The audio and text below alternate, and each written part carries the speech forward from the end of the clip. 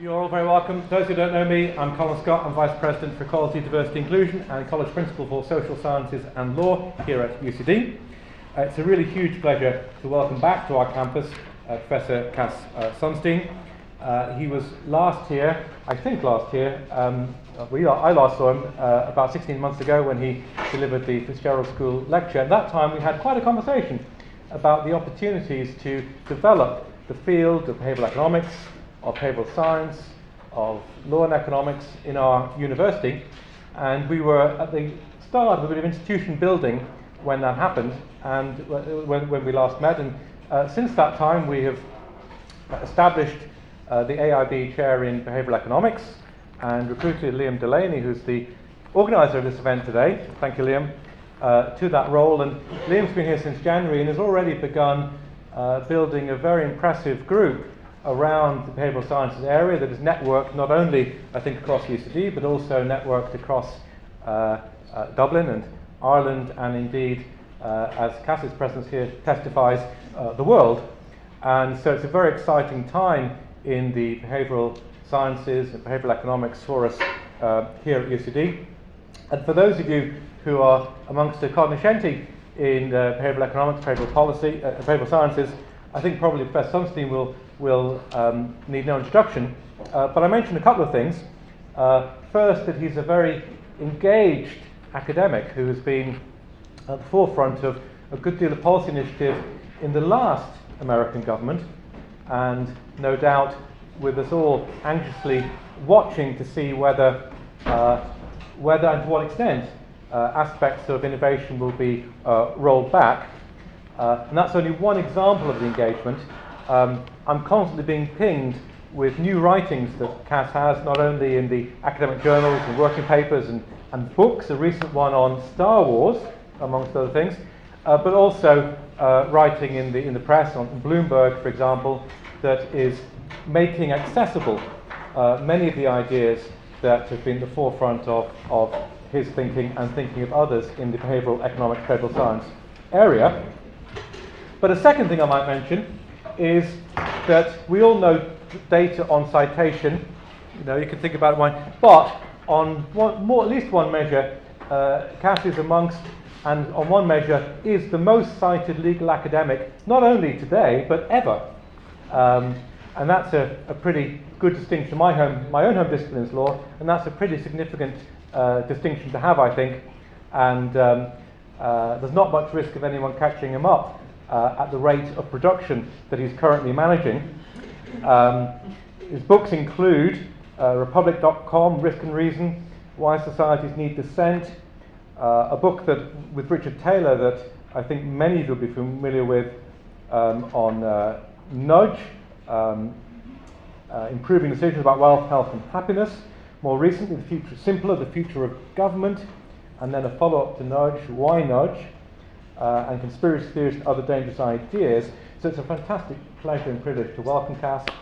You're very welcome. Please do come and address us. The topic Cass is going to address is new directions in behaviour informed policy. We know that some people have to go for lectures at 1 o'clock, so we'll endeavour to take a little pause in order to enable you to go, and we'll be doing Q&A, and we've got the room booked I think till 2 o'clock, so please do Cass.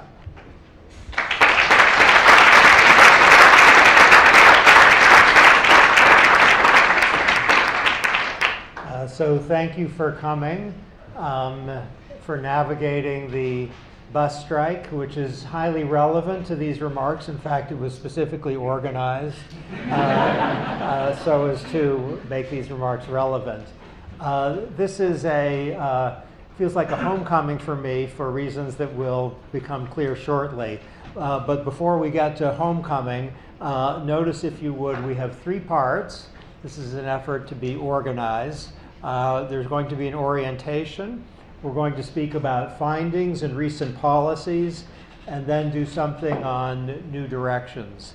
In terms of findings and recent policies, just to clarify what we're speaking of, the United States enacted a law in 2009 involving credit cards.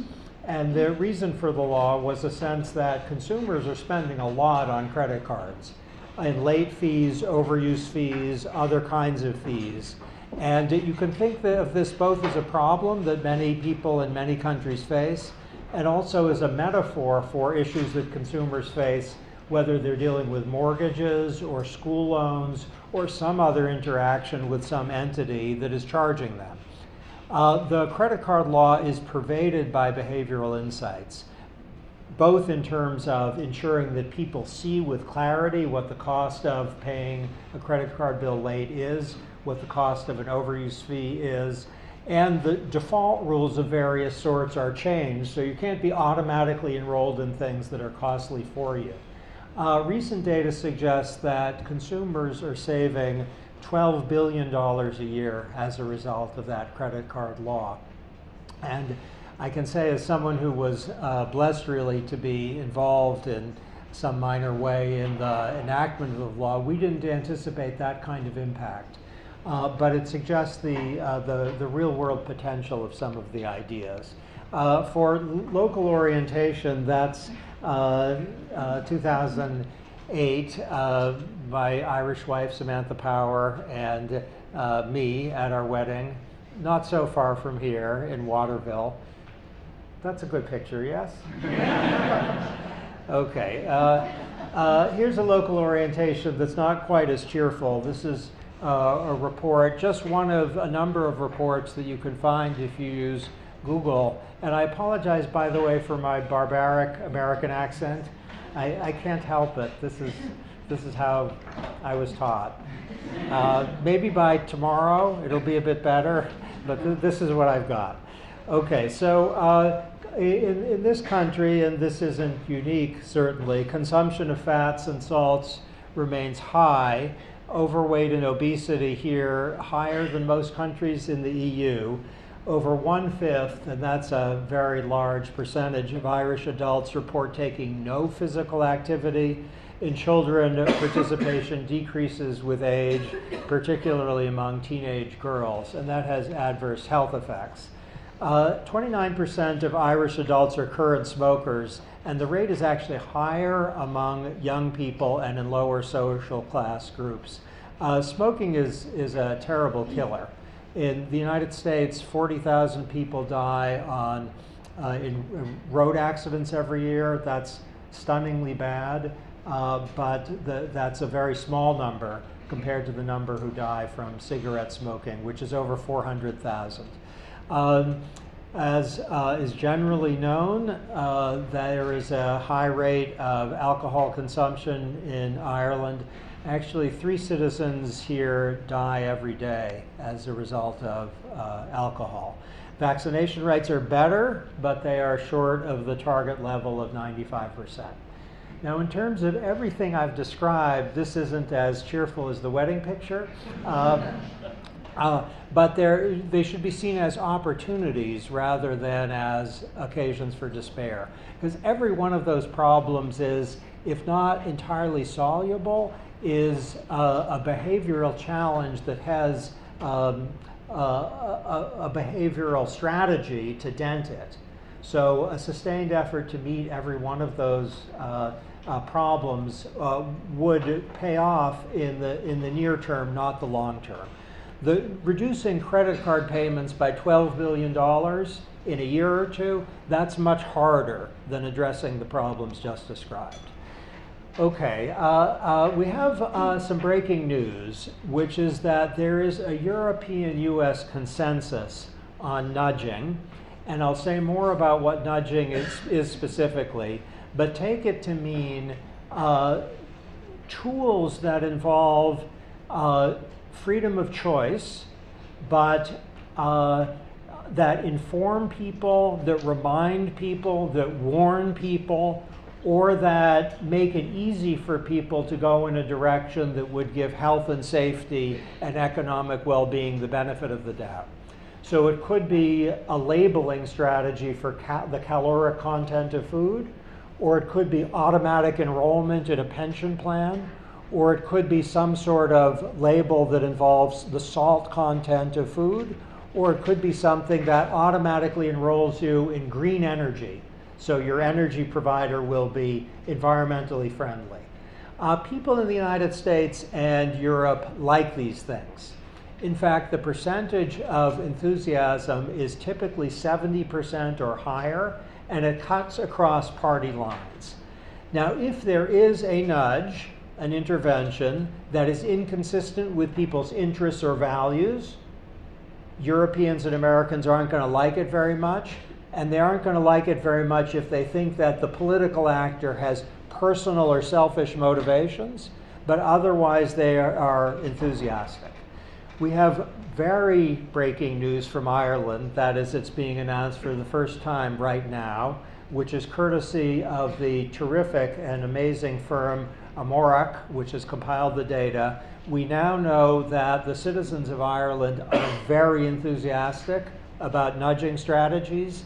In fact, the level of enthusiasm here cuts across all demographic categories. Men and women are about the same, across the age distribution about the same, and the level of enthusiasm is a bit higher than in the United States and in the average European country. Very much in line with the general findings, with the qualifications described, but the enthusiasm level is somewhat higher. Roughly in Ireland, for nudges, and you're going to see some in a moment, there is 70 to 85% approval rates. And as noted, it cuts across demographic characteristics. Okay, there are a couple of anomalies as we learn what citizens believe. And the anomalies are, in China and South Korea, the enthusiasm is even higher than in Europe and the United States. Unclear why that is exactly. China, you might be able to explain either on grounds of general trust in government or a fear about disclosing distrust in government. The South Korea case is hard to understand. Very high levels. In Denmark, Hungary, and Japan, lower levels, where Ireland is around 75 or 80% approval. Those three countries tend to be around 60% approval. Basically, slight depression. Hungarians are known for slight depression, and their enthusiasm level for these interventions are slightly depressed. Japan and Denmark, harder to explain, but the basic story of particular relevance here, but also across democratic countries of many different stripes, is that public officials don't merely have a green light from citizens for these interventions. They have a welcome mat. Public officials are essentially being asked by citizens, please help us in these ways. Okay, now we are going to be talking about choice architecture, and the basic idea is that legal systems and policy interventions provide a kind of background or architecture that helps organize people's decisions. The Irish Constitution is certainly a choice architecture for government. Contract law, the common law, and default rules, on which more in a moment, are an architecture for choice. Now, the analogy is that just as a building or a street provides an architecture, which importantly affects, in sometimes quite subtle ways, what people will decide, so a legal system is going to have an architecture in it which will often affect people's prosperity and health, even if the designers of the architecture aren't very self-conscious about that. Indeed, the architecture that the legal system creates will often affect people's preferences themselves, which is just a way of saying that whether people develop a taste for sugar or for discriminating on the basis of sex will depend not on anything that's hardwired into the human brain, but instead the social architecture, which can determine tastes of multiple kinds.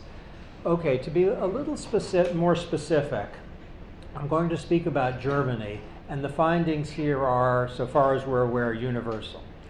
The people of Germany have said for many years that they want green energy, and they want to enroll in green energy. But about 15 years ago, at the time when Germans were enthusiastic about green energy, the percentage of Germans who used green energy was in almost every place in Germany under 5%. So pause over that, if you would. We see 95 to 99% use of non-green energy among a population which is overwhelmingly supportive of their own personal use of green energy. There were at the time 2 places in Germany, 2 areas that had very high uses of green energy, over 95%. Ask yourself, if you would, and this is a test, what distinguishes those 2 communities from all the others?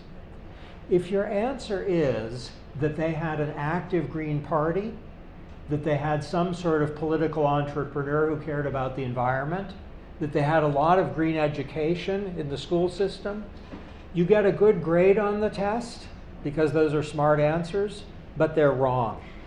So, good grade, but wrong.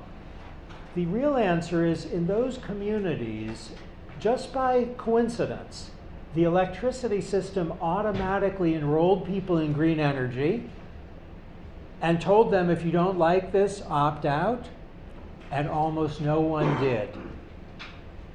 We've had very recently, again in Germany, a very large-scale study which gives us some understanding of what was happening 50 years ago. And this one is basically now. This is a very current study. About 20,000 people in Germany, and this could happen in Ireland or the United States or France or Italy, were told, do you want to enroll in green energy? It's a little more expensive, but it's environmentally better. The percentage of people who enrolled was about 6.7%. Very small. Not trivial, but very small. And the best predictor of whether people would enroll was whether they were in the Green Party. Now, I hope you're not amazed by this finding. The finding just described would not, I think, be published by anyone, though it is a signal that if you ask people to enroll in something, even if it's desirable, the uptake is going to be much smaller than you might think, because inertia is a very powerful force. Okay, what made the study publishable was 20,000 other households, which were essentially identical, were told, you are automatically enrolled, congratulations, you're automatically enrolled in green energy. If you want to opt out and save a little money, just tell us. It's easy. Guess what percentage under that opt-out design ended up in green energy? Almost 70%. In the opt-out design, the membership in the Green Party ceased to be at all predictive of whether people would opt out. Okay, this is a quite remarkable finding. It is that form of choice architecture that automatically enrolls people in green energy will have a massive effect in increasing green energy use. That form of choice architecture that asks people whether they will opt in has a very modest effect, and it's a tenfold difference. Political commitments matter in the opt-in design. They matter not at all in the opt-out design. We know, by the way, that both Americans and Germans like automatic enrollment in green energy, and we know as of today that so do the Irish. A lot. Okay, here's some orientation from US policy under President Obama. In areas that involve credit cards, and you know about that, tobacco control, health care, financial reform, climate change, and obesity, our policies are pervaded by uses of behavioral science. And I'm going to give some concrete content to those 2 words in a moment. The work of our government has been problem-centered, not theory-driven. That is, the idea that the Obama administration embraced was not, let's use behavioral science. It was instead, let's see how we can introduce whatever tools we have to solve concrete problems. And the working theory is welfarism. So think Jeremy Bentham and John Stuart Mill, not Immanuel Kant, and certainly not Karl Marx. So the working theory is what is going to have good consequences for people's lives. And while that may seem to many kind of just words, It is a fighting faith. It's really like a boxer who is trying to compete with other working theories which also seem appealing, which is respect people's dignity or treat people as ends rather than means. Those are all so very appealing, but the notion is welfarist. Okay, in the domain of savings, I know there's been discussion here of automatic enrollment in savings plans as a secondary way of having people save. The basic evidence is if people are automatically enrolled in savings with simple opt-out, the rate of participation is much higher than if they are asked whether they want to opt in. This basically just replicates the German finding with respect to the environment, and for policy purposes, it's massively important. Many companies in English-speaking nations have shifted from an opt-in system to an opt-out system, and the result is that many millions of human beings who would struggle in retirement aren't going to struggle anymore because they have a savings plan, and they wouldn't have opted in. Okay, I'm going to give you two other studies that are basically the same as what you've heard, but they'll suggest the generality of the approach. I was in a taxi this morning, courtesy of my host. I didn't have to pay. So far as I could tell in my jet lag state, there wasn't a screen where you put in the tip. You don't have screens with default tips? Okay, in many nations now, taxi cabs have default tips, which tend to be 20, 25, and 30%. But if you want, you can go to 15%, which used to be the norm. The result of the default tip, 20, 25, and 30% in New York, has been, and this is a study of over 1 million rides, to increase cab driver money by 10%. They have a 10% raise by the default tip. Third study, this is from Europe. There was a study done of setting thermometers down 1 degree Celsius by default in winter. The theory being if you set them down 1 degree Celsius, you're going to save money and it's going to be environmentally better. Just shift the default. And it worked. It had significant effects. At the same time, in Europe, there was an effort to see what happens if you set the thermometer down 2 degrees Celsius in winter. What's your prediction? The result of setting the thermostat setting down 2 degrees was much smaller. People turned it up, which suggests a general truth, which is a default rule is going to be very powerful unless it makes people too cold. Okay, why are default rules so effective in driving behavior? There seem to be 3 reasons. The simplest is inertia is an extremely powerful force, and often people will do nothing. They will focus on what their real concerns are. And so if they're automatically enrolled in green energy or automatically enrolled in a savings plan, they'll stick with it unless they hate it. And typically, they'll have to hate it a lot to change it. Inertia is very powerful. The default setting on your cell phones or your computers, or maybe your car, if it has default settings, they are not only things that it's a little trouble to change, they also have some informational signals. Someone thinks you should be in green energy, or you should be in a savings plan, or your cell phone should have these savings. These settings. People hear those informational signals, and that's a second reason why a default rule tends to be very impactful. The third reason default rules are so powerful is the most interesting, and it's loss aversion. So to show how loss aversion works, we're going to do a little experiment now. Thanks to Dean Scott, I've been authorized to do this. This half of the room, every one of you is going to have to produce at the end of the lecture from your wallet 10 euros. And you're going to have to put it at the front of and you're going to lose it. Sorry. But it's not for me, or for Dean Scott, or for the university. It's for this half of the room. So every one of you who's losing 10 euros, one of you is going to get 10 euros. So the aggregate amount of money in the room isn't going to be changed. It's just you all are going to be 2 euros poorer, and you all are 10 euros poorer, sorry, 10, not 2, and you all are going to be 10 euros richer. This is not true. I think you were getting scared, weren't you? It's not true. But I can tell you, just observing you, I can tell you what happened in the emotions of the room. A number of you actually believed you were going to do this, and you were sad or mad. But I didn't come to this lecture to lose 10 euros. A number of you believed it and were pretty happy, but you weren't that happy.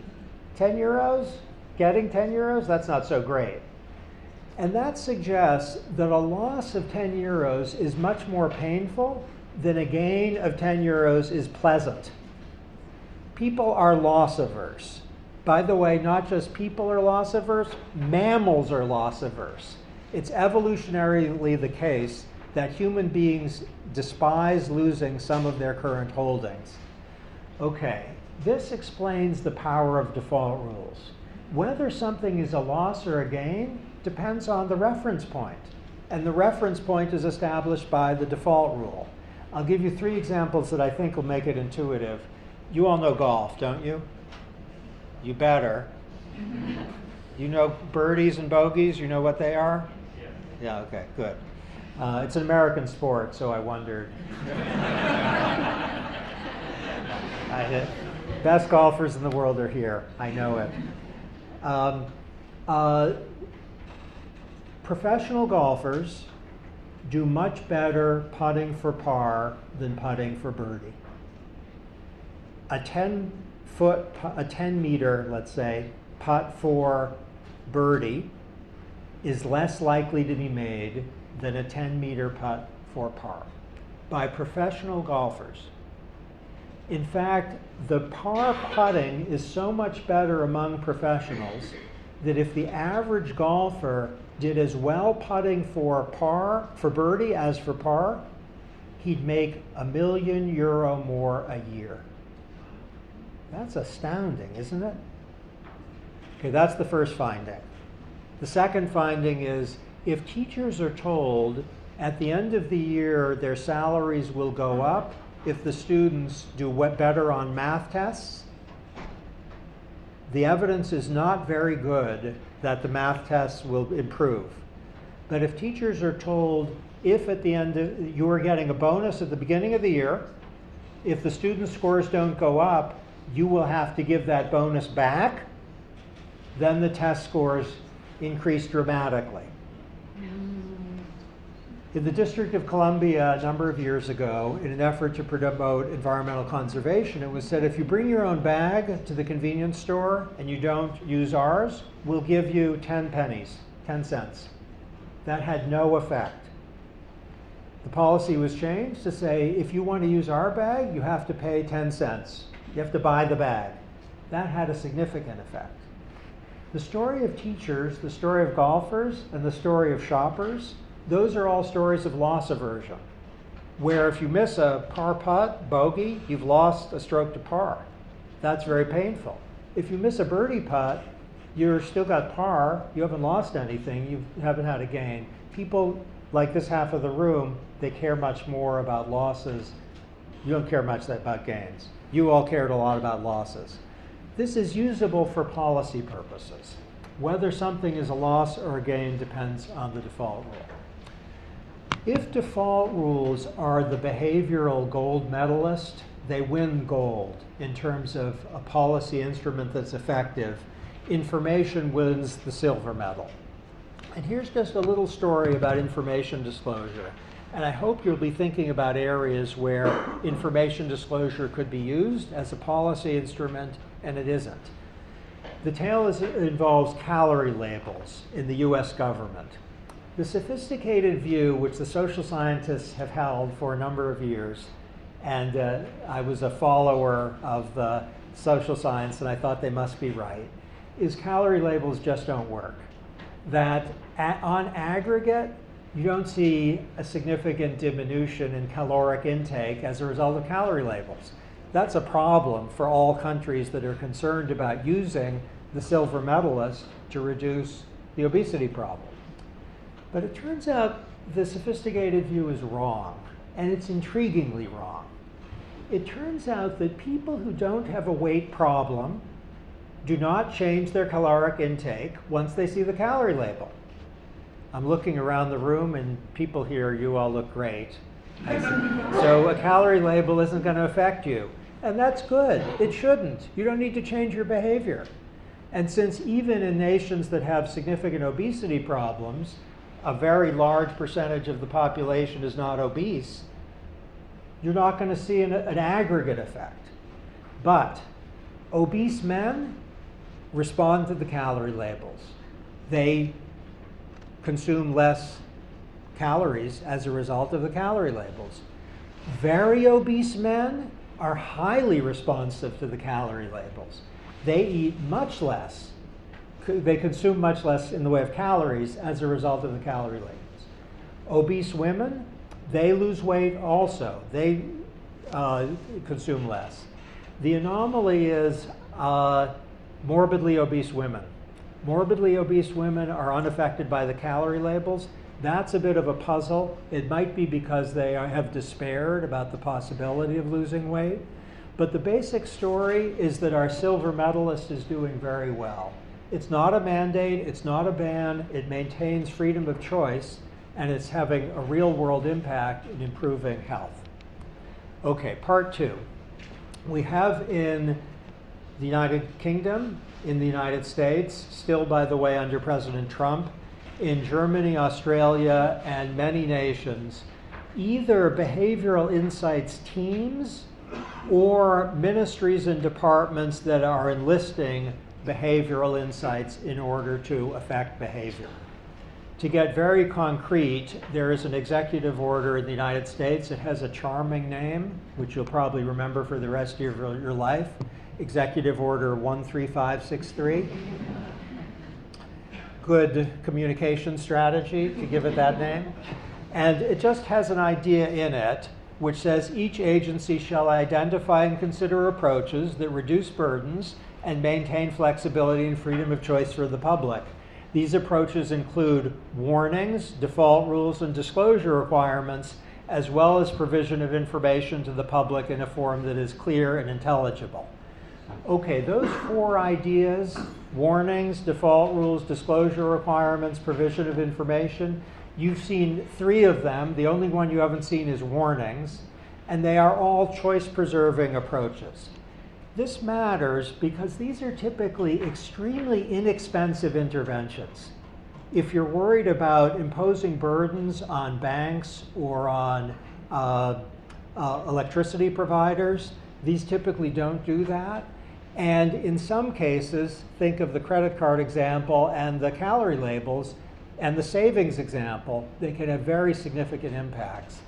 Okay, to specify this a little bit, I'm going to run ahead just for a moment and tell you what I think is the most dramatic finding in all of behavioral science, the one that's the largest. In Denmark, and there are parallel findings in other countries, significant tax incentives to encourage people to save money for retirement have a much smaller impact than automatic enrollment in a savings plan. Now, those two findings, significant tax incentive have a small effect, automatic enrollment has a very large effect. They're inconsistent with bodies of work that have resulted in not one but 2 Nobel Prizes. Both, by the way, were awarded to former colleagues of mine at the University of Chicago. So when I say this is the best finding in behavioral science in recent past, I say that with some combination of pain and glee. And it's very hard for me even to utter the sentence because Nobel Prizes aren't awarded, of course, lightly. And the idea that automatic enrollment has a very large effect and tax incentives a very small effect, that's inconsistent with foundational work in economics, and yet it's true. And President Obama is calling out the idea with the words appropriate default rules. Here's something from 2015, also from President Obama, and both of these remain on the books under the Trump administration. This is a really long executive order, and you're getting kind of the headline, the newspaper headline in this slide. It basically says use behavioral science to make life better for people. Okay, so what happened? Here's a glimpse. There's an idea from the 1970s which says that people are rational and they maximize their welfare. There are 6 behavioral objections, and this is, forgive me, a little academic, but I want to highlight each of them. The first is human beings have limited attention, and if you buy a car or a refrigerator or take out a loan or meet a member of the human race, the number of attributes to which you will pay attention will be a small subset of the number of attributes that are actually relevant. So it may be very important when you buy a refrigerator whether it's going to be energy efficient and expensive to operate, but people typically don't pay a lot of attention to that. And when you buy a home, I just bought a home, by the way, and I can vouch for the fact that the number of features of the contract of the mortgage that I didn't pay attention to is very large. I hope I'm not hurt by that, but it's so. So the idea is that our interactions with people who affect our welfare often trigger a small subset of factors that will actually matter to us in the long run. And this is true for consumers and employees. The second point from behavioral science is that people often pay attention today and tomorrow, and they think the future is a foreign country, later land, and they're not sure they're ever going to visit. If you think of a dog, I love dogs, I confess. If you think of a dog, for a dog, the current moment is basically the only relevant moment. And tomorrow, that's invisible to the dog. Human beings aren't quite as extreme as that, but they do suffer from present bias, which in terms of all of the health problems with which we began, alcoholism, smoking, obesity, failure to exercise, present bias is a contributor. We know that people don't always deal well with probability in the sense that whether they think that something is risky or dangerous often depends on whether a particular incident comes to mind. Was there an Ebola scare in Ireland? Were people worried about Ebola, the disease Ebola in Africa, from Africa? Sounds like not. Good. That suggests 2 things. First, that there wasn't a set of Ebola cases here. And second, people weren't going hysterical about something that was very low probability.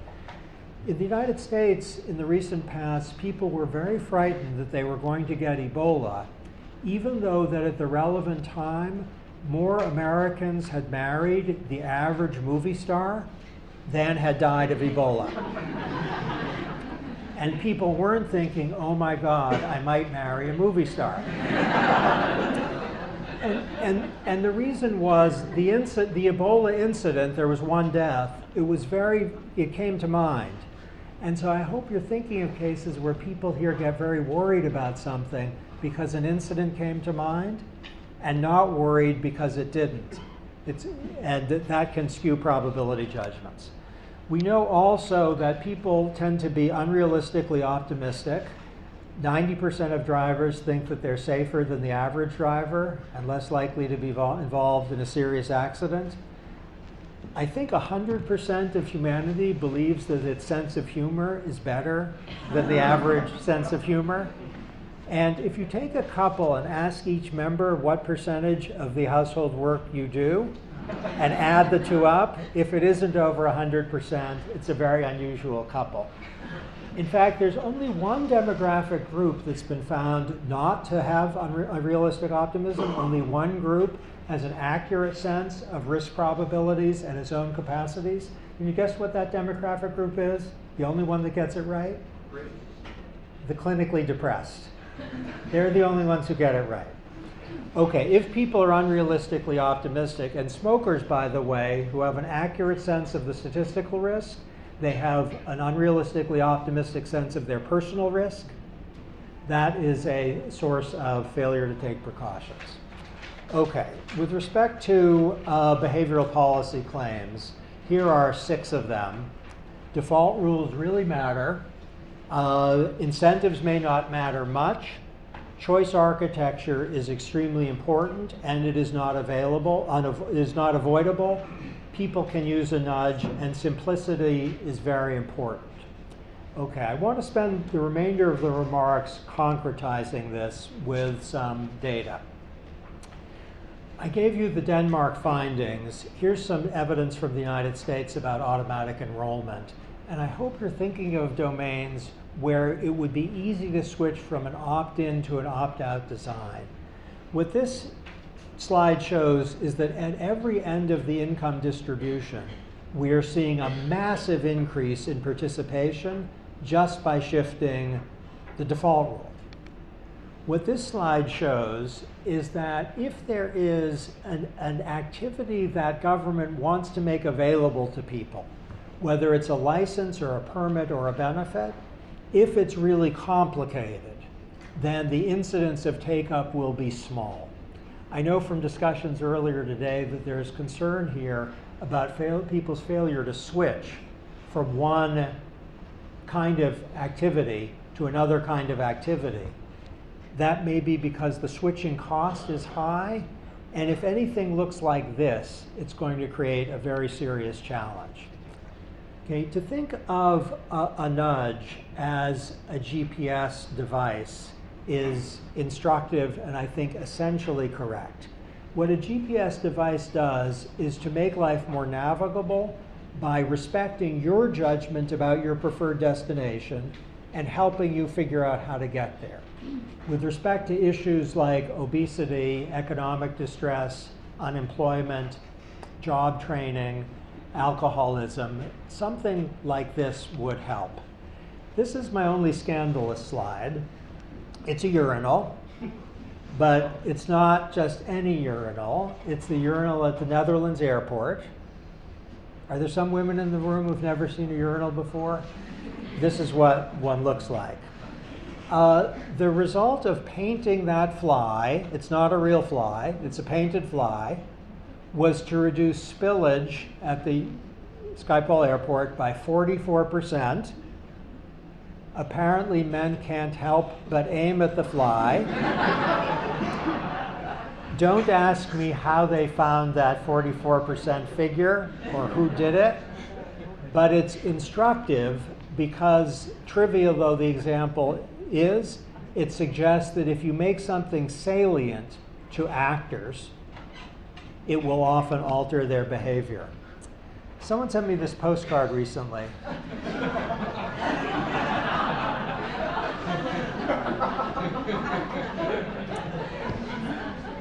Okay, in the United Kingdom, the government has been enthusiastic about invoking social norms in order to alter behavior. This strategy is extremely effective, especially if it's localized. If you can tell people that their behavior deviates from that of relevant people in their community, it can have a quite significant impact. Okay, I think I'm going to end here with a list of nudges and a quotation from my favorite poet. The list has a kind of sleeper on it, which is reminders are often a massively effective policy intervention. It is costless, it can be done through a conversation, through a text message, and it can save money and, in important cases, end up saving lives. The sleeper on this list is active choosing, prompted choice. How many people in this room are planning to buy a car in 2017? Some of you are too shy. I'm too shy to mention it too, but okay. Only one of you raised your hand, but some of you probably are thinking about it now. The effect of asking that question is to increase the purchases of cars from people in this room. there's almost no question that at least one person is going to buy a car who wouldn't otherwise because I asked that question. And that is suggestive that often if you simply ask people a question, you will increase the relevant behavior. Do you intend to get vaccinated in the next 2 weeks? That's a good strategy. Do you intend to fill out a relevant form that could qualify you for benefits? Okay, I'm eager to get to questions. We have a network of tools here. The greatest poet in the English language, I think, is William Butler Yeats, who said many things, one of which is his own nudge. Do not wait to strike until the iron is hot, but make it hot by striking. Thanks.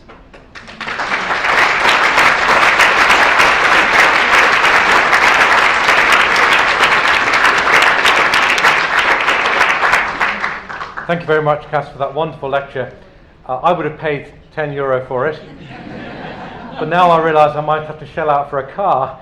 I'm wondering whether that's a bit expensive.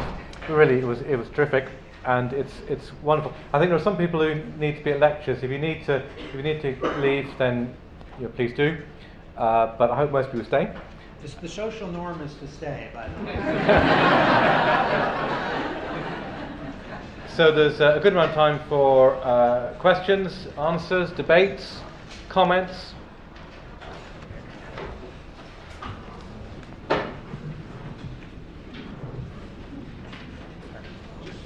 With respect for the social norms tools that are used in the UK, is there any evidence emerging that the effectiveness decreases with prevalence? With prevalence? No. Okay. So You might repeat that question. Okay, so the question is there any evidence that the use of the social norm approach decreases with prevalence, with use of the approach itself? It's a terrific question. So let me give you 2 examples and then engage the question. So what Prime Minister Cameron did early on was to test a bunch of letters sent to delinquent taxpayers saying not, we're going to imprison you, or not, we're going to help you, not, don't you want to pay for police and fire protection and other good things, but instead, you are one of a small number of people in your community who hasn't paid taxes. Would you like to pay? And that significantly increased payment. More recently in the UK, concerned about the problem of overprescription of antibiotics, the government's team went to doctors who were known to be in the high end of the distribution. They prescribe a lot of antibiotics, and said to those doctors, you are prescribing a lot of antibiotics, just FYI. You're unusual in your prescription rates.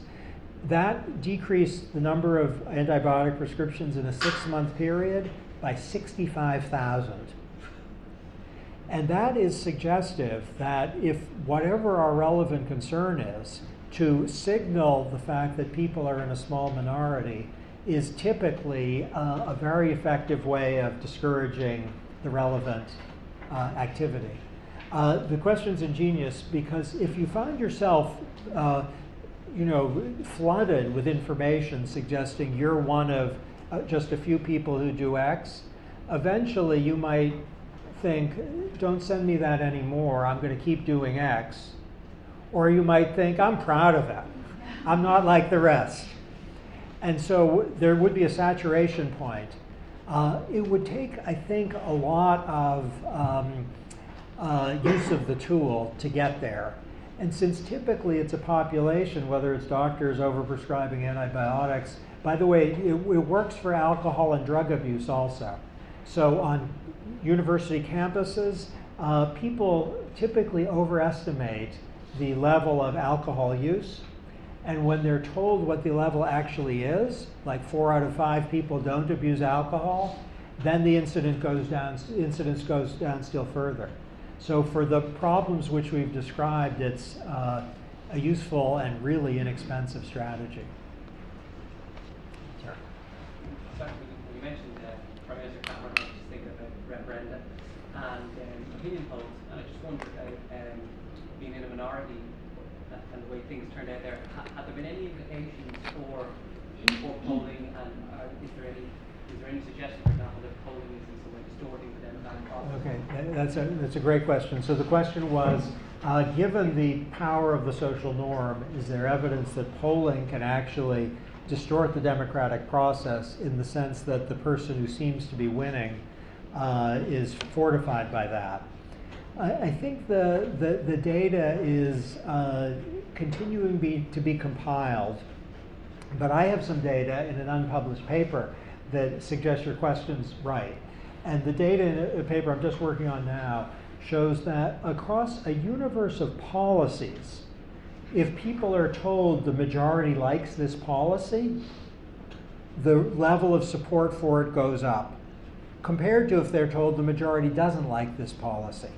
So if people in a typical population are told there's a policy the government is thinking of adopting involving, automatic enrollment in green energy, most people like it. As a result of that, more people are going to like it. And that would suggesting that a particular politician is popular would increase popularity. By the way, on Twitter, I mostly follow people who do behavioral economics. It's pathetic, but that's what I do on Twitter. One person who I've never met has a very good book. I think it's called Investor Behavior. Nobody buys this book. I think no one in this room has heard of this book.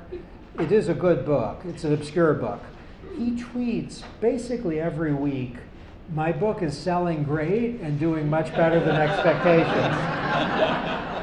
Now, I like his book, and though I've never met him, I like him. So I like to think he's not lying. His big emphasis is doing much better than expectations. He probably expected to sell no copies.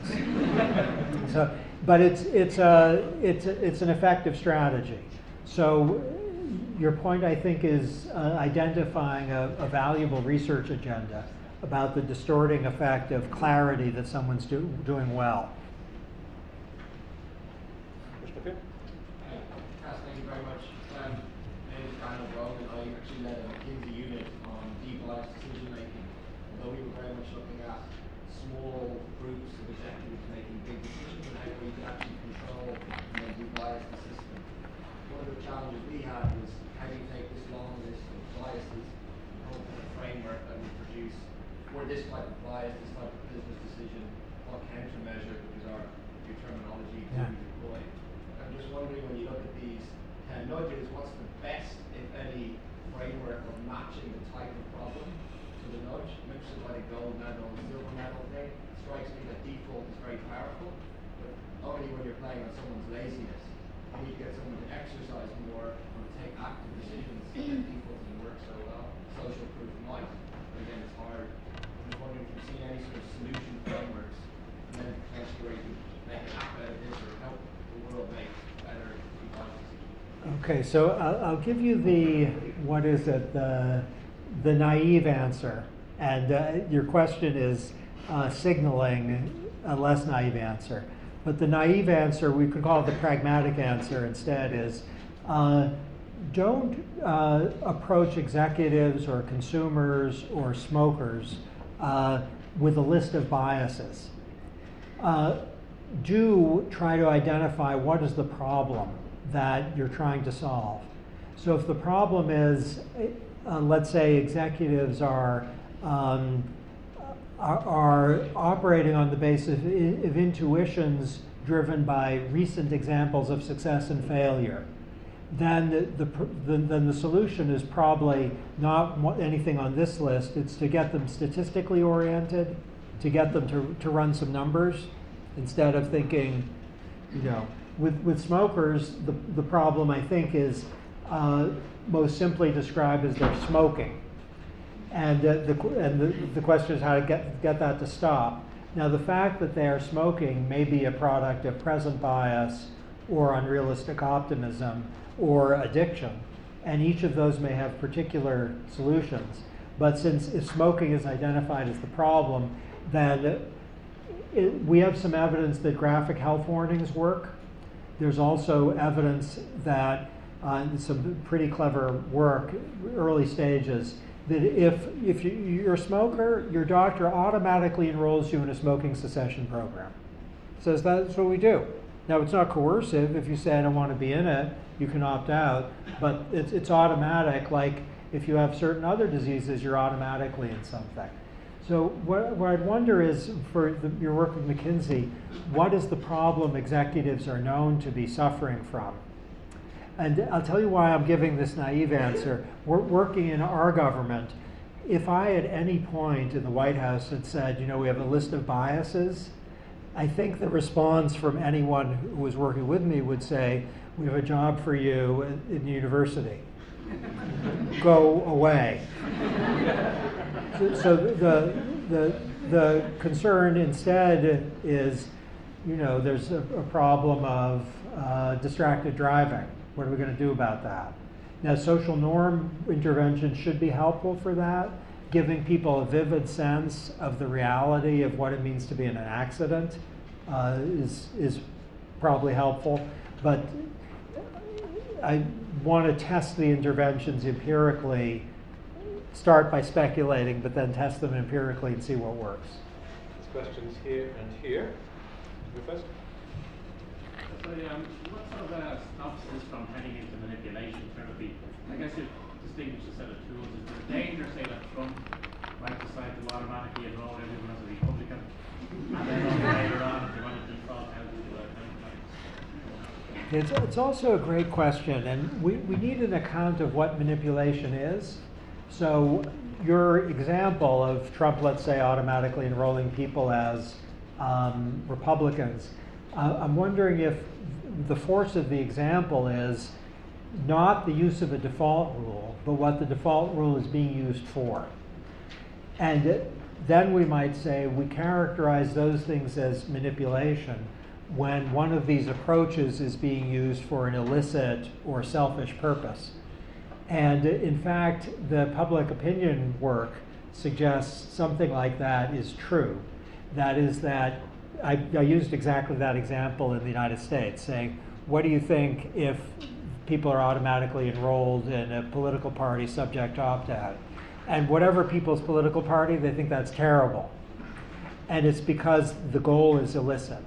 So one idea would be that any use of a nudge, like any use of a fine or a jail sentence or a subsidy or a tax, would have to be scrutinized to make sure the end is legitimate. And the beauty of the nudge is that it preserves freedom of choice. So it's not innocuous, but it's less coercive than the other approaches. But you could, so that's half of the answer. The other half, which I think all of us should continue to think about, is it probably is not right to say that we define as manipulation only those things that achieve illicit ends. So if people are being X'd, where X is, we don't want to commit that it's manipulation. If they're being tricked or something into losing weight or into not smoking, we might say that they're not being treated respectfully. They're being treated as puppets. And then the question is, which of the tools described runs into that objection? And conveniently, we have a list that you're looking at.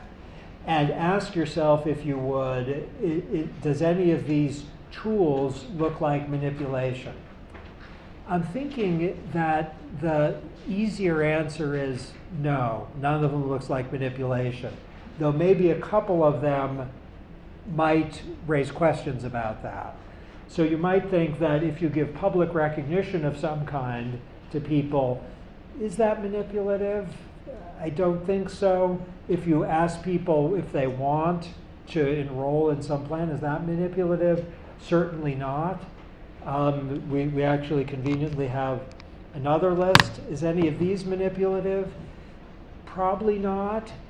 But probably we shouldn't work inductively from examples. We should give an account of what manipulation is. And I'll give you one. That manipulation is when you influence someone without sufficiently engaging their capacity for deliberation and reflection. And so if you say, if you flirt with someone to get them to do something, though you don't like them in that way, that's manipulative. It's not the worst thing, but it's manipulative. And the reason is you're not engaging their capacities for deliberation or reflection. You're flirting with them, yes? And there may be things that government can do that involves an appeal to fear or an appeal to hope that is not really engaging their deliberative capacities. So if you terrify people about something, even if it's something that it's good to be terrified about, there's at least an argument you're manipulating them. Long-winded answer. Okay, there's a question here and here, two and here, and there's one over here as well, and there's quite a lot popping up. We'll take a few together. Would that be okay? Sure. Take a Yeah, few great. together. So maybe the cluster here, you might take some together, and then we'll go over here and take a cluster here. Do you want to go first? Me? Yeah. Thank you, Professor, for the enlightening speech. Because my major is industrial organization. So after your enlightening speech, two questions directly came to my mind. The first question is that as consumers, we prefer to go to the giant supermarkets for one-stop shopping. So according to, from a behavioral perspective, is it right or should it be legal to charge the manufacturers who want to sell their products in big supermarkets? Because I know that Walmart, they didn't charge slotting allowance or hello money, but other supermarkets, say Carrefour, they charge a lot. And that's the first question. My second question is also, because also as consumers, when we go to supermarkets, when some products are put on the level, our eye level, and so is that proper? Because consumers are more attracted to the products on the eye level shops. So is it the right thing to charge manufacturers extra money if they put their products on the eye level? So that's my questions. Maybe a little specific. That's lovely. Later. No, Yeah, that's good, my thanks. two questions. And we'll take one here, and then here, and then we'll take this cluster, and we'll go to the next cluster. Yeah, thank you. I have a very selfish question. I'm from Utrecht University. We're working on a project on nudging, working together with governments and different researchers also on the feasibility of nudging. And what we encounter is that the basic idea is that the state as a choice architect designs some interventions, and we are sort of looking at the feasibility of some of the interventions. But all the time we find out that the state is only a partial choice architect, or only sort of even the choice architect, the meta choice architect of the other choice architects, which we find very difficult. And also very difficult to sort of sell it to our partners. In terms of that, I find that the really concrete examples are very simple. There we go again with the urinals. And the very more difficult solutions, they say, well, then we suddenly have to work together with all these other social entities which are important choice architects. And this question here. Yeah, maybe even related to both of them.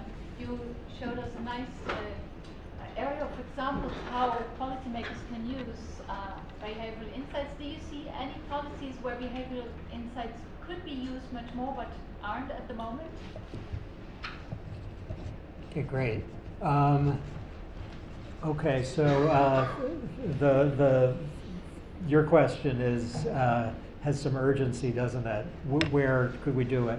So what I would wonder is, what country are you from? Are you from Ireland? From the Netherlands. You're from the Netherlands. Netherlands is a world leader on behavioral science. So what I'd wonder is, what are the 4 or 5 most serious problems that the people of the Netherlands are facing? And are there tools that could be helpful there? So in the United States, we have a problem of poverty. It's not as bad as it was 6 years ago, but it's serious. And we are not using behavioral informed tools nearly enough. As noted, we have over 400,000 people dying from cigarette smoking. We could do much more on that. We have a growing problem both of, well, I'm not sure if the alcoholism problem is growing, but the use of opioids is growing. And those are areas. 40,000 people, and I'm hoping you're thinking of examples in Ireland. As noted, 40,000 people in America die on highways. That's a statistic, but if you saw you know, the families of a dozen of those people out that door in the next hour, everyone in the room would probably be crying. And what are we going to do about that? And there's behavioral tools could make do a lot. Sweden is a leader. They have a zero deaths initiative. Maybe the Netherlands has something like that. In Ireland, it's not so bad. I checked. There are hundreds of road deaths, but zero would be better. And there are things you can do in terms of speed bumps or warnings and reminders that can help. So wonder whatever the priority substantive areas are, where, and there, okay, so here are two problems that are really very bad in the sense that our knowledge of humanity suggests that people don't adapt to them. Mental illness and chronic pain. So if you lose the use of your legs, basically on most measures of well-being, it's not so terrible. But if you are suffering from depression or anxiety, or if your arm really hurts, or if you have ringing in your ears, that's very serious. And the great news is the Netherlands, Ireland, and the United States, we have tools for helping people deal with these things. Are people taking advantage of those tools? Not nearly enough. And so that's how I think about it. On the public, the government's choice architect has to engage others. To give a more helpful discussion, I'd love to know the example. But one question is it some private actor who's reluctant? And is the private actor reluctant because it thinks it's going to lose money? Or is it reluctant because it thinks it's going to face some sort of public opprobrium? So one issue which English-speaking nations have faced is the obesity issue, which is often fueled by private actors who are selling things that make people gain weight. And then the question is what to do. Now, there are some companies in the United Kingdom and the United States that have been very willing to engage with governments to make progress. And they've done that partly because it's in their self-interest to be perceived as a company that's helping health, and partly because they have a hunch that they can actually make money that way. And so the question is whether either of those would be possible in terms of incentive. Okay, the eye level question is fantastic. So to drive home the truth of your suggestion, which is that if goods are at eye level, people are more likely to buy them. How many economists are in the room? Good, a lot of economists. This is mostly for you, but it's actually for everyone. There's one of the world's best producers of new economic research is called the National Bureau of Economic Research. It releases papers every week, and it lists them in an order. Okay? Now, some of the papers are in the areas that you all are keenly interested in, and some are by famous people, and some are by great people. But whether the paper is listed first or second really matters to whether economists read the papers. That's crazy. These are professional papers. Economists are not supposed to be influenced by whether the paper is, so to speak, on eye level. But they are. And we know that for grocery stores or consumption choices, it's like the fly in the urinal. What's before your eyes is really going to matter. So I would love it if we could see private-public engagement to try to make the eye-level things be the healthier items. Having said that, the idea of regulating either supermarket charging people for various things or government regulating, let's say, purchasing of eye level. I taught at the University of Chicago for many years, and in my bloodstream is the idea, rely on free markets. Apologies. it's almost DNA, rely on free markets.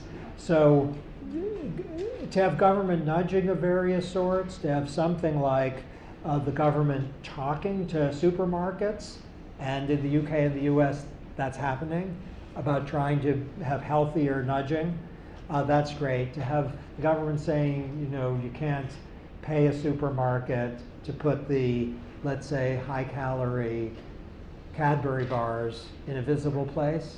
I don't think every country should make its own decision, but maybe Cadbury, that's delicious, yes? So might look for a cluster of questions here that weren't at my eye level, so this is to be fair to this group over here. So there's 1, 2, 3, 4. Tim Storm? Thank you for the talk. I just want to follow up on the question of manipulation, and just to push you a little bit further on the politics and the ethics of nudging. Because in some sense I think the politics and ethics are obscured by the language of choice that's so central to everything you talk about here. So, you know, you talk about freedom of choice, and nudging preserves freedom of choice, and you talk about choice architecture and so on. But I kind of put it to you that ironically, in some sense, a lot of what you just described shows how illusory choice is. And in some sense, a lot of what you described could be spoken of better in a language of non-choice, perhaps, than a language of choice. And the reason I'm kind of worried about this is that, you know, the ideology of choice then allows you to distance yourself from the outcomes of you know, a nudge is something very benign, and we can distance ourselves from that. And one of the things I'm thinking about is work like people like Anne-Marie Moore, who talk about the difference between a logic of choice and a logic of care. And I think a lot of the things you're talking about here seem to be driven by, as you say, very benign motives and emphasis on care. But sometimes by adhering to this kind of logic of choice, you seem to be then pushing responsibility for the outcomes on people who seem to have made choices, rather than taking responsibility for the care. And so I think, you know, I agree with most of what you say, but I think the whole notion of choice here sits very uneasily, I think, with what you're saying today. This question down here. I specifically wanted to ask you, did you ever try to apply these techniques to issues like the gun lobby in America, which seems to be absolutely practical, and then also the impact of private actors and lobbyists in the choice of architecture, I think is very interesting to us here, particularly in a post-recession society where the influence of private actors has become disproportionate, particularly in the political classes. And do these behavioural insights impact on politicians the same way as they do in shaping influence behaviour as they do in the public? There was another question in here. Yeah.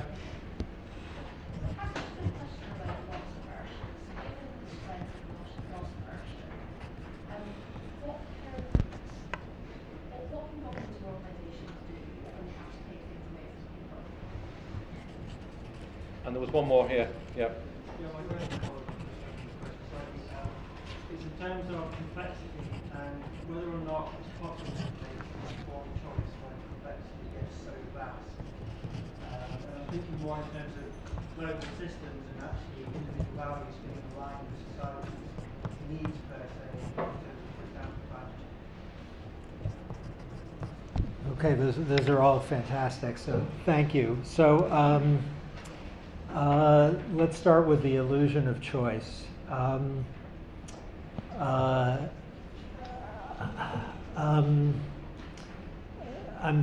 kind of choosing here. So if you look at these 5, I say there's no illusion of choice. So if people are reminded you have a doctor's appointment tomorrow, or you have a credit card bill that's due, or that your child is struggling in a certain way, you should do something. Choice is intact. You can say, I have a doctor's appointment, I don't want to go to that doctor.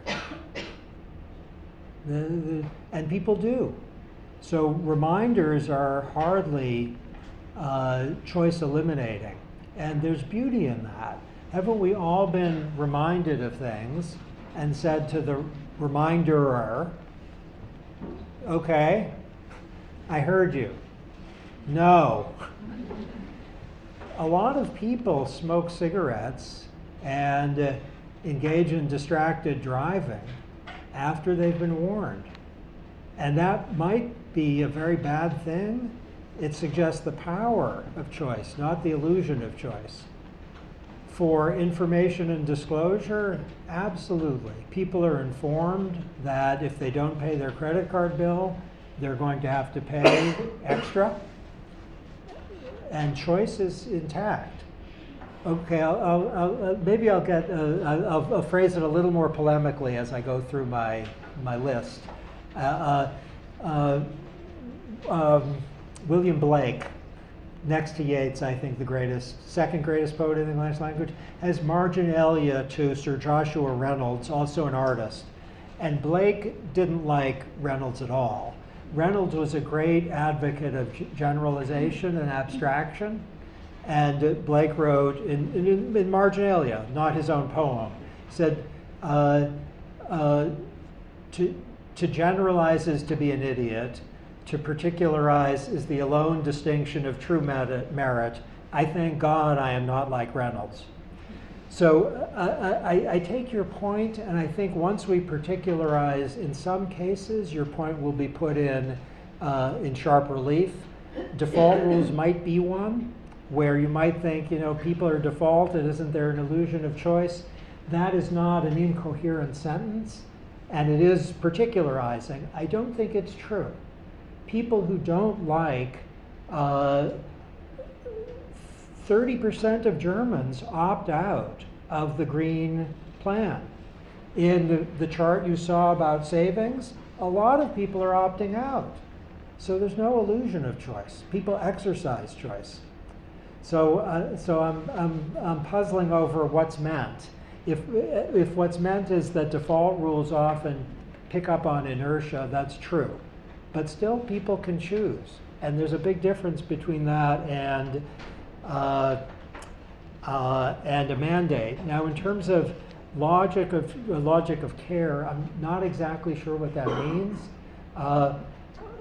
Someone who believes that at least there's reason to respect people's exercise of their choice out of deference to their own autonomy, and also a belief that they maybe know what will make their lives go better. There's something that is not inconsistent with the logic of care in prizing choice. So I'm wondering about whether there's tension between the two. I'm sure you know some literature that I don't, so I'm sure there is, but offhand, you could understand them so that they're compatible. On the gun lobby and the lobbyists in choice architecture, surely there would be things doable with respect to gun purchasing that would look like this stuff. And when I was in the government, that was not part of my role, but some of the things that some of our political officials have proposed, they are nudges rather than mandates and bans, and they should save some lives. Lobbyists do play a role in arguing for certain forms of choice architecture, and they can be a problem. They can also be very agile in defeating a well-motivated form of choice architecture in a way that nicely connects with the illusion of choice point. So I'll give you an example. Our Federal Reserve Board said you can't automatically enroll people in overdraft protection programs. Overdraft protection programs are very expensive. You go over, you take out, 50 euro, and you're paying maybe 7 euro. That's a very expensive program. They said people have to choose to go in. Well, a lot of people chose to go in.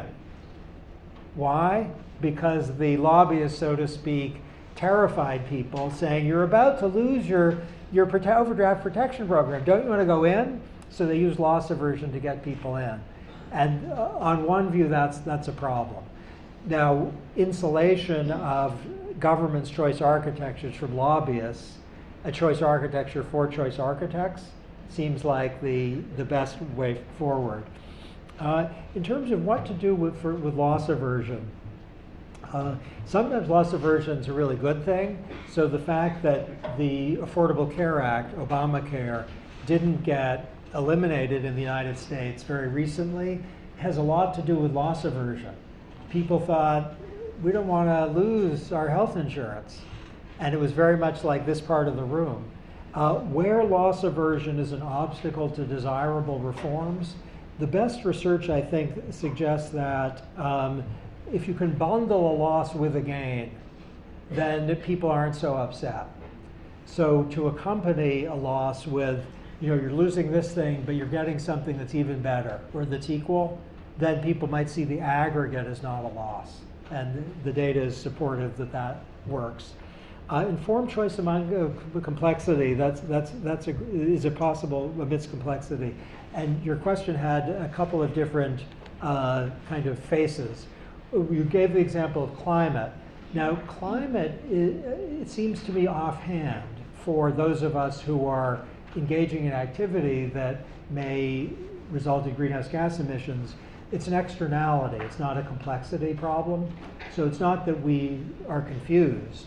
It's that we're doing something that is contributing to the climate change problem.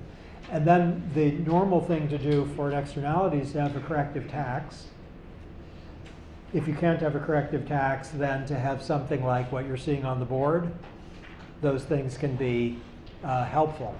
Complexity might be a problem. There's just such a large number of options that people don't know what to do. And they guess or they just don't decide at all. And that's something the United States government has actually struggled with. And the best task for a choice architect, the best solution for a choice architect is make a simplified choice available for those who want that. So you could truncate the number of options for people, and if they want that. And the private companies do that all the time. How are you doing, class? We'll take a couple more clusters of questions. Sure. So we may take a cluster up here. So here and here, here, and that's 3, I think, there. We'll take those 3, and then we'll come over this side, and we'll take another cluster over this side. Yeah. So I want to ask you a question about pension calls. So I've been doing research on pension communications, and we've had on mass enrollment for about 20 years now, so we've had a lot of opportunity to see what that looks like when you know that the default's really powerful. But if you take a look at what the pension industry has done, they have done nothing to make the choices more simple. They've really done nothing to make the communications more simple. And so we have this situation where the defaults, I think, is similar to what you were just saying. The defaults become that much more powerful because everything else surrounding is not transparent. And I think, and when we think about it, at the end of the day, the 2 things that really a lot of people are the risk that they're under and the cost. And those 2 things are really obscured.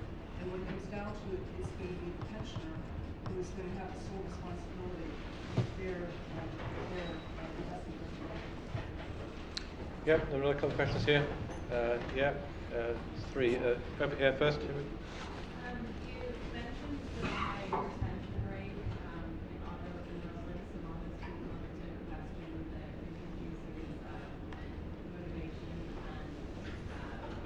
so on experiences of others and curious about them. It reminds me of when Apple introduced YouTube onto everybody's iPhone, and people were very angry and maybe perceived the tickets as ads, or maybe we instinctively distrust the motivations of the brands that's doing the auto enrolling.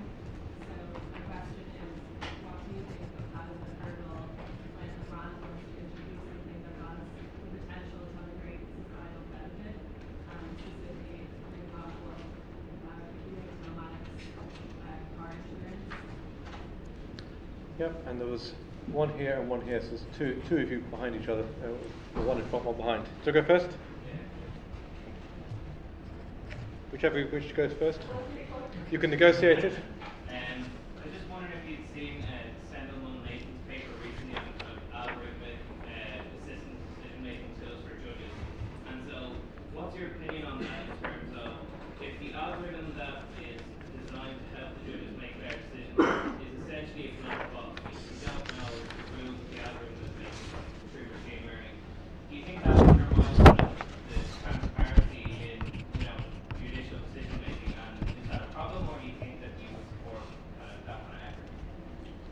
Lisa. I work in energy, and I have a question. You haven't talked at all really about financial incentives and prices very much, except for that last round of questions and externalities. And I suppose I'm interested, are there any hard and fast rules about how nudges combine with price signals? Because it sounds like in your last round that you would suggest, say for externalities, you would put the tax first, and then if that didn't work, then you put a nudge, whereas my experience in policymaking would be for information, for example, it works a lot better if it's combined with the tax incentive. So how does that relationship work with price signals and nudges? Okay, excellent. The energy issue is something I care a lot about also. So and it has a lot of different components. So if the problem that you're trying to solve is that energy users are imposing costs on other people, pollution costs or climate costs, then a tax should solve the problem, shouldn't it? Unless consumers are inattentive to the economic consequences of their energy activity, which is possible. But as a first approximation, if it costs more to use energy, people will use less energy. But there are some domains where the data questions whether the economic incentive is having the anticipated effect. Okay, if that's so, then externality reduction might be best done with a nudge accompanying the tax. Okay, there's another problem of energy use, which is that consumers might be using energy which is too expensive for their needs, and they're just losing money.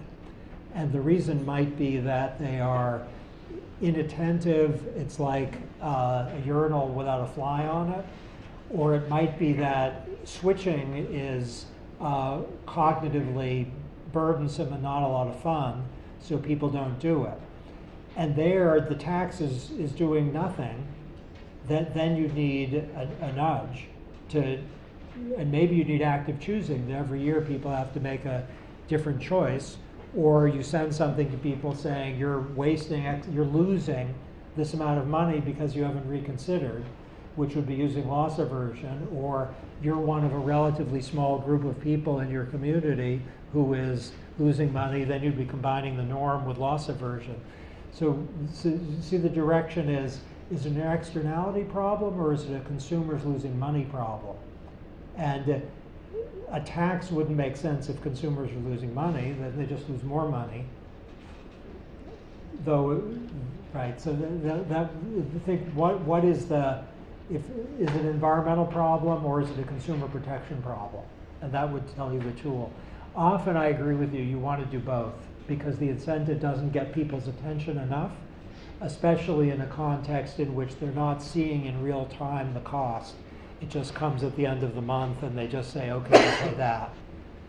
So real-time electricity bills where people can see stuff can be helpful in overcoming the lack of attentiveness problem.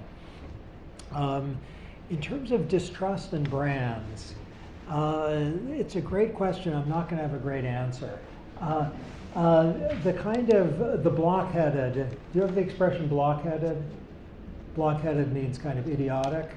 So I'm going to give you the blockheaded. Now you have a new word, blockheaded.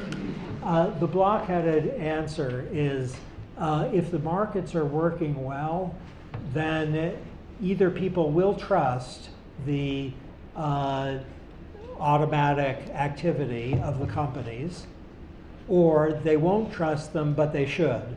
And in either case, it's not a big problem. So Apple faces immense competition, even though it's a huge market actor. There are plenty of companies that are trying to get business from Apple, and they're delivering really good products. So generally, Apple's customers trust Apple, I think. I don't have data, but I think. They trust Apple. They're Apple's customers. They like it, or they trust it well enough. And then, so the bundling might create original, or the automaticity may create some irritation, but the irritation either can produce a customer reaction and then the company will change, or as with YouTube on your iPhone, people think, oh, that's good to have it there. If there isn't competition, if it's a monopoly situation, then you need some regulating. And it might be, even if there's market competition, it might be something where exploitation of behavioral biases is something the market rewards. And this might sound a little technical, but it's super important. There's a fantastic book called Fishing for Fools, Fishing PH, Fools PH, by 2 Nobel Prize winners, Akerlof and Schiller, not ones whose work has been drawn into question, not like the other two. These are two whose work has not been drawn into question. And they say something along the lines that your question triggers, which is that behavioral biases are something that market actors are sometimes rewarded for exploiting. So if you have a company that tries to get your present bias going by eat 20 Cadbury bars today, that may be profit maximizing. And then there may be some regulatory tool that's a good idea. But you need a demonstration to that effect. The Mullinahan algorithm paper, it's a little, there's another expression like blockheaded, another American expression called inside baseball, which means it's really inside a technical area. And the Mullinahan paper, your eyes aren't lighting up when you hear a Mullinahan paper, as if, oh, I know that, or I'm really excited about that. But it is a great paper, and I do know it, and it involves algorithms, and the basic idea that a predictive algorithm can outperform judges in figuring out whether people should be given bail and allowed to leave prison awaiting trial. So whether people statistically are likely to commit crimes, you put in an algorithm, the algorithm's going to do better than the judges. So the idea is you could keep as many people in jail as now and reduce the number of crimes and killings significantly, or have fewer people in jail, like a lot fewer, and have the same number of crimes and killings. I love that algorithm. And I don't think it presents a problem of transparency, because the algorithm is really transparent. It's more transparent than a judge. So if a judge says these people get bail and these people don't, who knows why? The algorithm, it's not simple, but it tells you on the surface all of the pieces of the, and it's not that complicated, all of the things that go into it. There was one other question that I didn't write down. Yeah, there was who had that? Didn't you go ahead? It was on pension scheme defaults. Oh, yes. Pension scheme defaults. That's great. Okay, so if what you have, and I guess your data shows this, is that people are automatically enrolled in something, and then they're giving obscure communication, so they don't know about cost and risk. So they say, yeah, whatever, and they stay with the default, and then they're paying extra. That's a big problem. So one view is that there ought to be some regulatory control on communication to go, and what's on the board, though it's a little dark for you, it's number 2, simplification. And make sure the forms are easier to complete and understand. And while financial literacy is hard to produce in people because they don't enjoy it and it's a mess, to give people clarity about the costs and risks can produce exit from things that aren't in people's interests and might make market competition work better. Can I tell you something about disclosure? That it's a really fun finding. There's some area, the reason disclosure and information gets silver medal rather than gold medal is in some domains people don't understand it and they just ignore it. So the data doesn't support the view that if you want to solve a problem, just give people clarity. But if you give people clarity, often you will have a big effect on behavior. Not consumer behavior, but producer behavior. Why exactly is unclear. But a producer who is sending a communication to people saying, our product is terrible. It has high risk and it has high risk and high costs. Even if consumers by and large will say, yeah, whatever, the company knows it's sending that and changes. It's been called the telltale heart effect after Edgar Allan Poe's short story, where people, you know, if you feel guilty, you hear a telltale heart. And the idea is that information disclosure often really works because the person who's providing the information says, I really shouldn't be doing that. Okay, we have time for a quick last round. Maybe a couple of people, a quick response. Yeah. Cass, I think it's interesting as we go around the room that the focus has shifted quite a lot from government to the private sector. And I want to ask you about that in general, because as you know, an enormous amount of ink has been spilled about what will happen to behavioural science in the hands of government. Far less ink has been spilled on what will happen to behavioural science in the hands of the private sector and large corporations, who we know are offering large remunerations to behavioural scientists to come and join them. Now, I've got a real concern about this because we run a lab where we're looking at financial decision making, and increasingly we see adverts that are clearly informed by behavioural science. Right? And some of them, as with all science, you can use it for good or ill. Right? So there's one that gets you to identify with your future self to get you to invest in a pension, and it's a good product, so why do we worry about that? There's another one running at the moment that's trying to tell you to approve a loan for thousands of euros in 3 hours in a society where we've got problems with debt. So I really am interested in you describe behavioural science as a toolbox for government. To what extent do we need now to be conceiving of it as well as something that is a threat to us from other quarters that government's got to do something about? And just one more by lottery, I'm afraid. Yeah.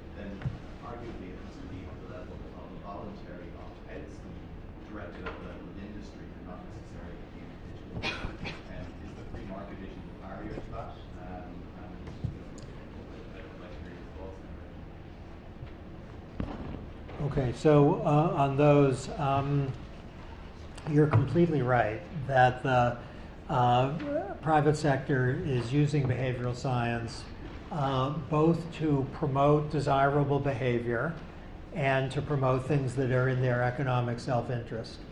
So there's a big insurance company I know of. This is a little surreal, where you go into airports in the United States and they have behavioral findings of the sort that you've described in huge block letters in the airports. People show present bias. This, because you haven't worked on this stuff for 15, 20 years, the surreal nature of the problem, of this airport vision is not occurring to you. It's weird. It's also good. Now, insofar as companies are using this to get people to do things that aren't in their interest, a question is whether those regulatory authorities that are directed against fraud and deception are sufficient to allow targeting of some of this, or whether there needs to be a category of manipulation consistent with some of the earlier discussions, which should be a defined basis for control on communication. That's a hard one because a tight definition of manipulation is really hard to give. But you could give one that would say if you're exploiting behavioral biases to people's detriment, that's manipulation. So it is a challenge, and you're right, now that companies are getting increasingly sophisticated about this stuff, we're going to see a lot of good things and also some really bad things. On public health and industry, I'm stumbling a little bit with the UK example, and there's just a reason for the stumbling, which is that Michelle Obama had an initiative called Let's Move, which was an effort to counteract inadequate exercise and childhood obesity, basically. And it was extremely successful in the sense that a lot of private companies both wanted to appear with Michelle Obama, or were persuaded by Michelle Obama, or saw a profit opportunity in going in this direction. So the movement by the private sector, not accompanied by any regulatory mandates or taxes, has been really big, to such an extent that we actually saw a dent in the problem of childhood obesity, a demonstrable dent for the first time in a long time, and a contributor appears to have been the private sector movement introduced by this stuff. Now, if the idea is that there are some areas where taxes and other regulatory activity would be desirable, sure, it should be on the table. We'd want to be attentive, I think, to the full universe of costs and benefits. So there are many things that are regulatory interventions that seem like they'd have a big public health payoff, but that's more hope than reality. And the fact that people, the number of things they care about are not limited to how thin they are. And so if people really love eating delicious things that make them gain weight, this is no illusion of choice. Hooray for choice. And nonetheless, to have some ventures, especially when the obesity problem is really hitting people hard, as I gather it is here, certainly in the United States, other initiatives are very thinkable. Thanks. So you'll tell from the huge number of questions how stimulating we've all found your talk. You've been very generous in your responses. Thank you. It remains just for me to thank Lynn Delaney for organising, and all the colleagues involved from the Gear Institute of Public Policy, School of Economics. Thanks for organising. And then particular thanks to Cass for taking the time, effort to be here, to engage with us. And all I can say is come back again soon. Thank you.